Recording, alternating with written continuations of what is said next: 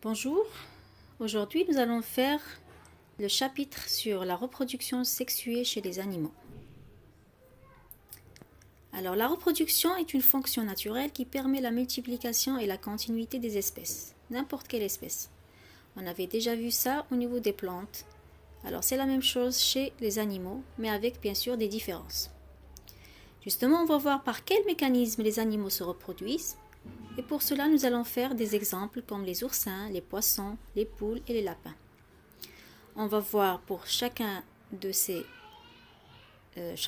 espèces quels sont les organes sexuels responsables de la reproduction sexuée et quelles sont les étapes de développement chez ces animaux. Alors, en fait,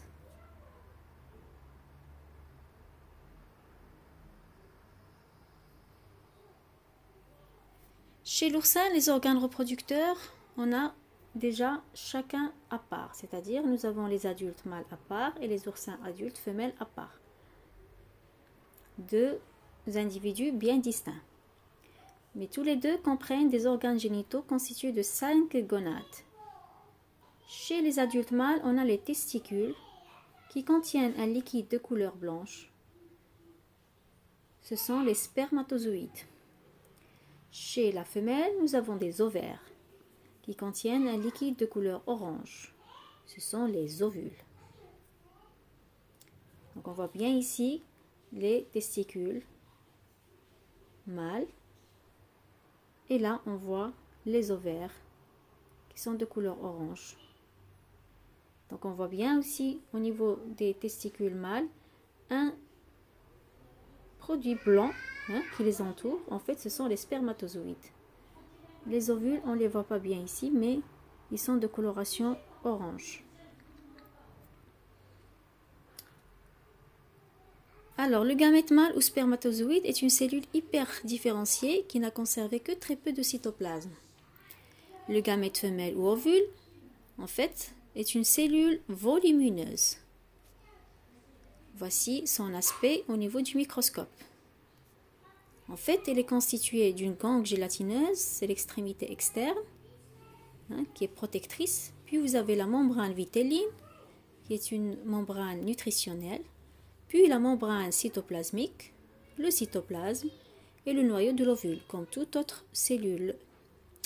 Et on trouve aussi les granules corticaux, qui ont en fait un rôle dans l'attraction des spermatozoïdes. Alors d'un autre côté, nous avons ici le spermatozoïde. Il est constitué d'une tête, qui est en fait elle-même c'est une cellule avec un noyau, sauf que le cytoplasme ici est très réduit. Donc il y a très petite surface de cytoplasme comparé à la cellule femelle. Puis on a une pièce intermédiaire et enfin un flagelle qui permet le mouvement de ces spermatozoïdes. Donc ce sont des gamètes mobiles. Alors maintenant on va passer à la fécondation. Comment les spermatozoïdes et les ovules se rencontrent-ils s'ils sont libérés dans l'eau? Là on va faire l'expérience. On va mettre une goutte d'eau contenant des spermatozoïdes d'oursin d'un côté, puis une goutte d'eau contenant des ovules d'oursin de l'autre côté, de façon séparée. Ensuite, on va nous-mêmes faire un petit pont entre les deux.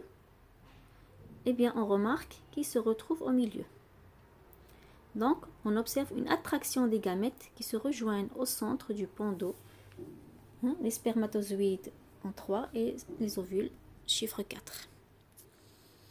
Alors, si on schématise ça, donc on voit les deux gouttes. Donc, les spermatozoïdes peuvent se mouvoir dans l'eau, tout simplement, de façon séparée. Mais une fois qu'on fait le pont entre les deux, on a les spermatozoïdes qui vont migrer vers les ovules.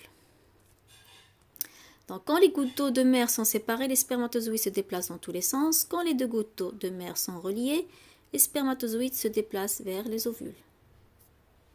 Alors, comment les spermatozoïdes sont-ils attirés vers les ovules? Donc, quelle hypothèse pourrons-nous formuler? On pourrait supposer que c'est grâce à une substance que les ovules libèrent dans l'eau. Pour cela, on va faire des expériences. Donc l'expérience 1, on va mettre comme ce que nous venons de voir, des spermatozoïdes d'un côté et les ovules de l'autre côté, on va créer un pont, et bien on voit que les spermatozoïdes se déplacent. Dans une deuxième expérience, on va faire des spermatozoïdes dans l'eau et de l'autre côté de l'eau de mer, n'ayant jamais contenu d'ovules. Et bien en résultat, on voit que les spermatozoïdes se déplacent, mais ils restent dans leur petite boule d'eau, donc ils ne vont pas migrer à l'autre côté. Dans une troisième expérience, on va mettre les spermatozoïdes dans de l'eau de mer. L'eau de mer et puis de l'autre côté, on va mettre de l'eau de mer qui contient des molécules produites par les ovules. C'est-à-dire, on ne va pas mettre les ovules eux-mêmes, mais on va mettre des substances qui ont été sécrétées par les ovules. On va créer le pont, et bien là, on voit bien qu'il y a un déplacement des spermatozoïdes. Donc, les gamètes libérés au hasard dans l'eau se retrouvent car les ovules libèrent des molécules qui attirent les spermatozoïdes. Alors maintenant, quelles sont les étapes de la fécondation? Donc, vous voyez ici qu'il y a plusieurs spermatozoïdes qui entourent l'ovule, mais il n'y a qu'un seul qui pourra la percer et rentrer à l'intérieur.